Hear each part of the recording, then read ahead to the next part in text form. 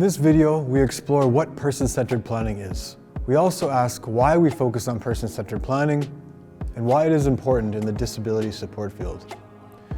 Most often, people with disabilities in Manitoba are supported from a system-oriented framework. In other words, while people with disabilities often receive quality support, the choices that are made about their lives often suit the needs of the organization they are supported by. For instance, there are rules, there are regulations, and there are restrictions about what people can and cannot do.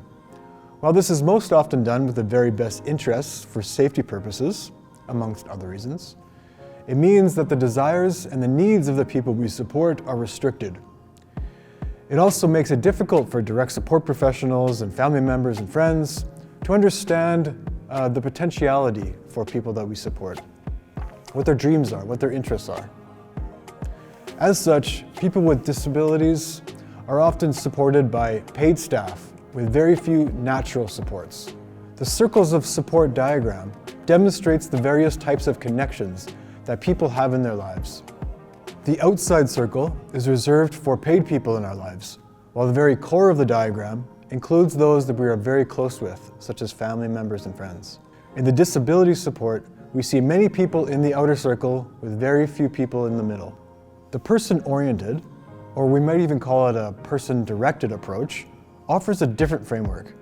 Within this model, the needs, desires, and the goals of the people we support are foregrounded. In short, this is an individualized approach, and one that connects the individual to their communities where their contributions are valued.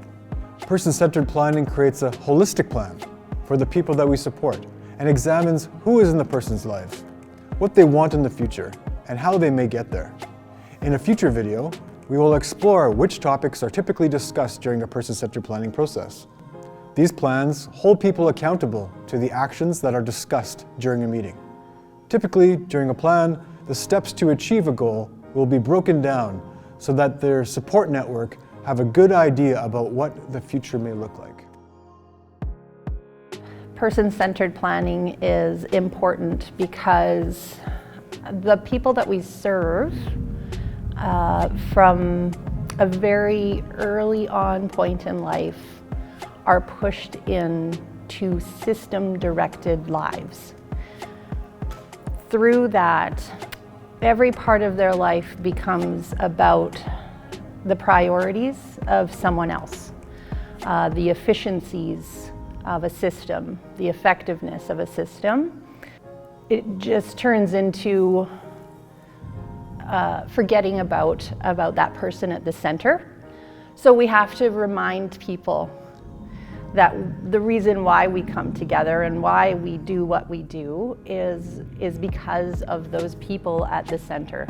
And we do that through person-centered planning. Individual planning is extremely important, especially in the disability field, because of having goals in life is important, and helping anyone achieve those goals is extremely important.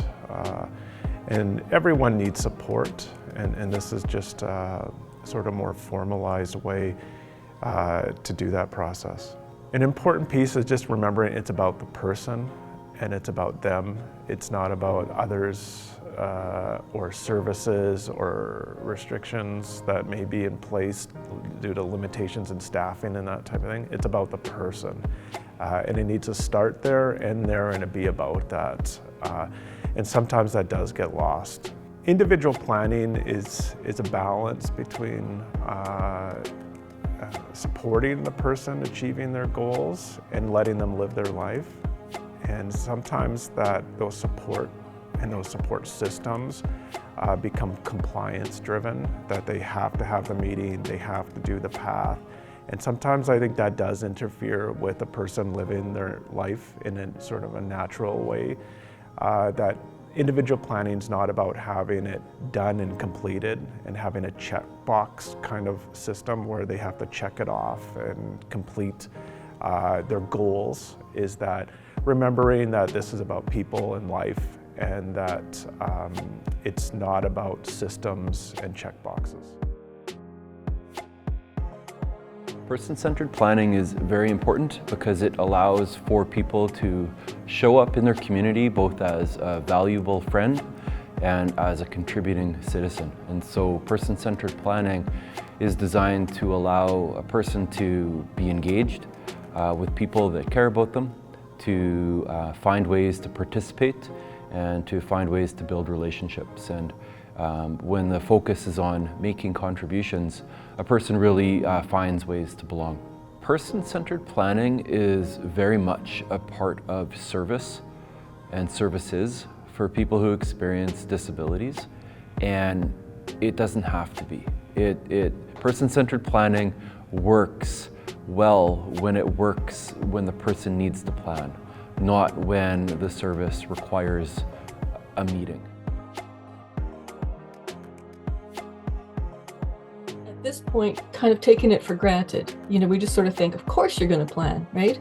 But I think something that students and people who work in this field need to remember, or probably know, is that it's a requirement. It's a requirement of the Vulnerable Persons Act. So since the Vulnerable Persons Act has been in place, we really have almost a legal obligation to do it. So I think that if we're being paid to provide supports to people, one of the things we need to do is make sure that we've planned. It's something that the government feels is important, and if they feel it is important, it's something that we fought for, actually, when the VPA was passed. So I think that's kind of a little background piece, is that when you're paid to provide supports, it's not like you're just a friend with this person. You do have some obligations, and one of them is to do planning. A lot of times people's lives are sort of segmented into residential and day program experiences, right? And if you can do a path, often it seems to me that it's the residential folk that maybe do a bit more path planning.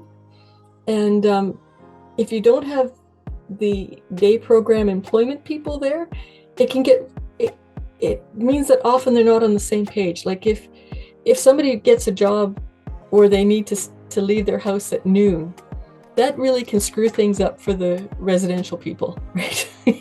So these are all, things that I think can be helped by a process that brings everybody together. With the North Star, what we're looking at is trying to help people really identify what gives them purpose in life. It's not just their gift or their skills that they bring to the table. It's really what makes them who they are and brings them life.